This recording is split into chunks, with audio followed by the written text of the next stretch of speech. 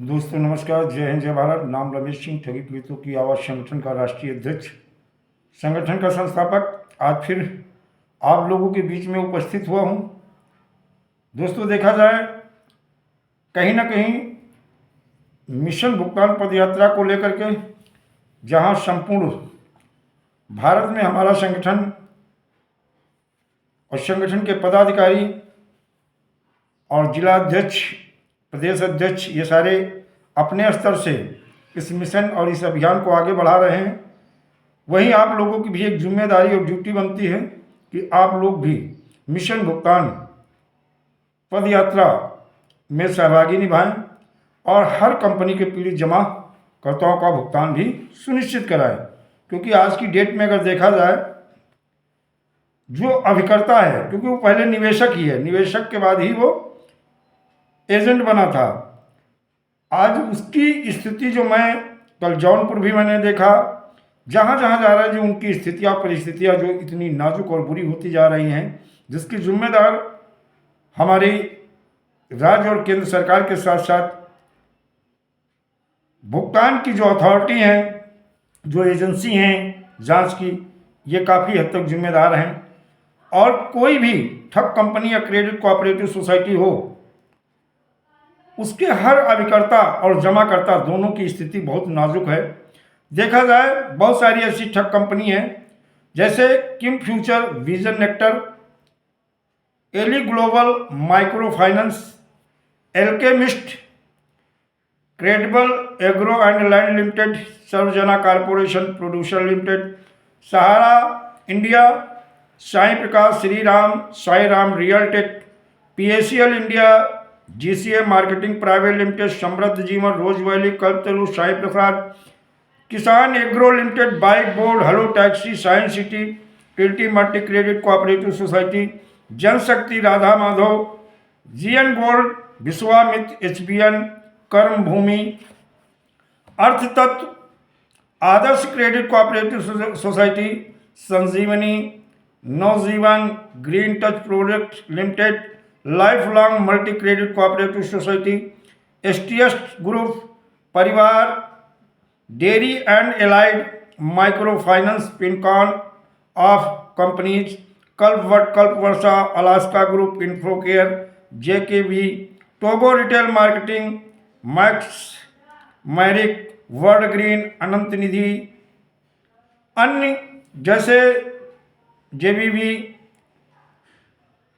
आसमा, धन उदय, कुबेर, इन विभिन्न पीड़ित जमाकर्ता, इन कंपनियों के और कार्यकर्ता, इनकी बहुत ही दयनीय स्थिति है। जब मैं अब लगातार मिशन भुगतान पद यात्रा पे जो निकल रहा हूँ, वहाँ इन कंपनियों के पीड़ित कार्यकर्ताओं से मिल रहा हूँ, तो मिलने के बाद में इस त्रासदी से ग्रसित इन लोगों को और इनकी स्थिति को देख रहा हूँ। और लोगों के जो अपने, हमें सहारा इंडिया के भी प्रयागराज में उनका काफ़ी बिजनेस था, कौशाम्बी था, उनके मिलने के बाद में चीज़ें जब सामने आई, उन्होंने अपनी बात को रखा।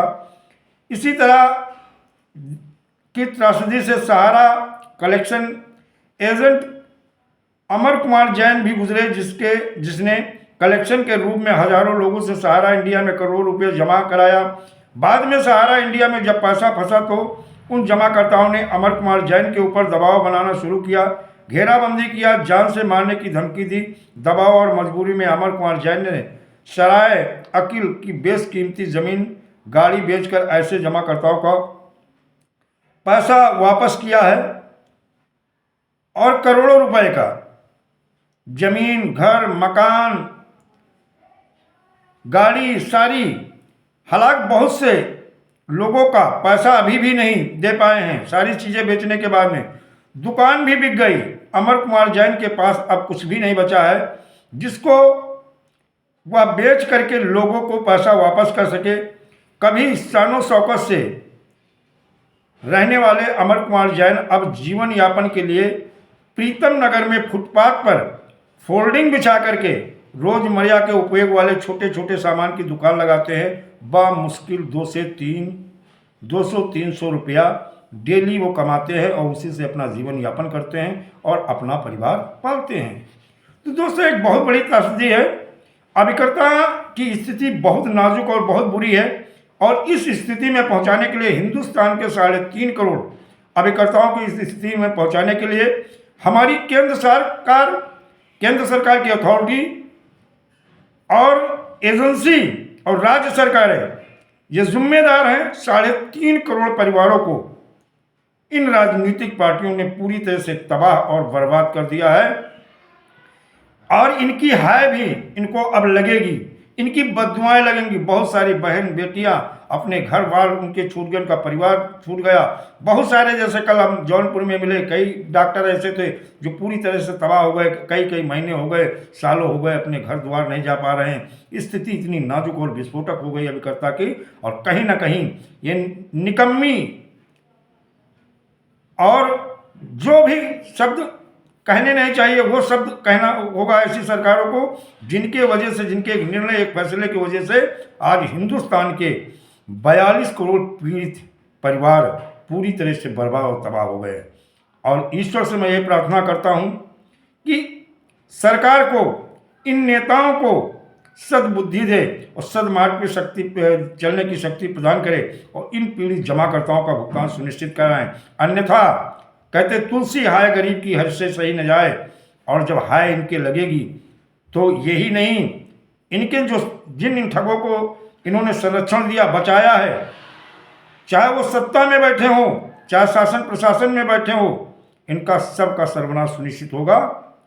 क्योंकि हाय बहुत बुरी होती है। इसीलिए सारे लोगों से कहते हैं, अगर 3.5 करोड़ समस्त कंपनियों के अभिकर्ता हैं तो सारी कंपनियों के पीड़ित जमाकर्ताओं को, अगर वाले अभिकर्ता क्या, वो भी बेचारे जमाकर्ता ही हैं। सारी संख्या जब मिला दी जाती तो 42 करोड़ हो जाती है। और 42 करोड़ पीड़ित जमाकर्ताओं से अनुरोध है, अगर इस बार फरवरी में जो भुगतान क्रांति शुरू होने जा रही, अगर सरकार भुगतान आप लोगों का सुनिश्चित नहीं करवाती नहीं है, तो फिर मजबूरी में एक ठोस निर्णय लेना होगा। और ठोस निर्णय लेने के बाद सत्ता चाहे केंद्र की हो चाहे राज्य की हो, इनको उखाड़ फेंकना होगा और इनको इनकी औकात दिखानी होगी। और जरूरत, कहते हैं ना, पहले भुगतान फिर मतदान, अगर जरूरत पड़ी तो सत्ता के खिलाफ भी मतदान करना पड़ेगा। दोस्तों, जय हिंद, जय भारत, वंदे मातरम।